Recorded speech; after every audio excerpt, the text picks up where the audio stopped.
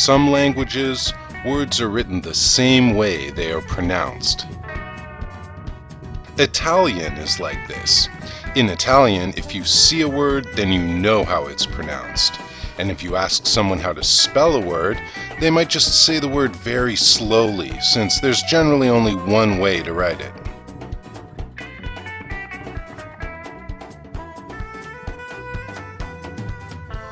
Or almost. Even in languages with really clear writing systems, there are always some problems here and there.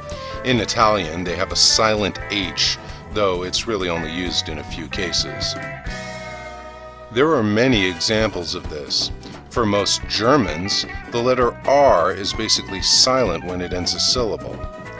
The same goes for Cambodian. Misleading spellings usually happen because pronunciations change, but the way words are written doesn't change. For instance, in classical Arabic, centuries ago, the word for three was said thalathatun.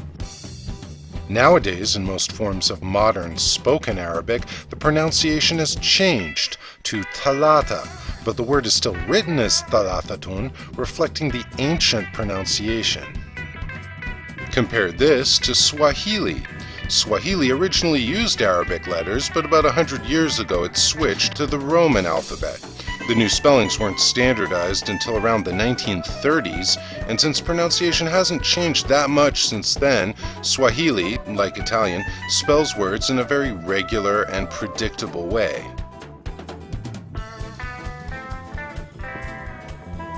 So some languages have very clear spelling, and some don't. And then there's English. Perhaps no other language on earth has such a strange, illogical way of writing. It's so bad that English speakers hold spelling bees to see how close someone can come to spelling the language correctly. How did English writing become so mangled? Really, it was during the 16th century when things started to get weird. By that time, many of the very basic spelling rules were already set down during the Middle Ages, such as using an H to change sort into short, or a silent E to turn cap into cape. But beyond that, people really just used their best guess to write words, so spelling was all over the place. In fact, legal clerks used to get paid by how many inches of text they wrote, so they were famous for using the longest spellings they could. A movement began to standardize English spelling, and one method that became popular was to take all the words with Latin roots and write them as close to their original Latin spellings as possible. So for example, they would write the word column with a silent N at the end because that's how the Latin word is. Or they changed the spelling of doubt to add a B so it would be more like dubitus in Latin. This was okay back then, since people with any kind of education were all taught Latin. Shakespeare would have learned it in school.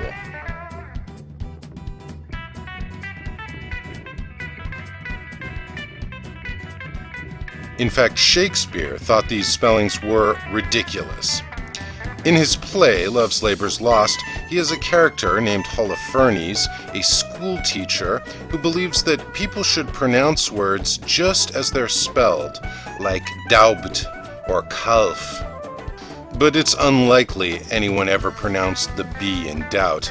Shakespeare didn't, since in one of his sonnets he rhymes doubt with out. On the other hand, some strange English spellings really are old pronunciations from medieval times, such as half and lamb, and even knecht with a guttural sound for the GH. It's hard to say if English spelling will ever get cleaned up. Old habits die hard. In 1890, they tried to get the city of Pittsburgh to spell its name without the silent H at the end. But the people of Pittsburgh protested, so they brought back the H.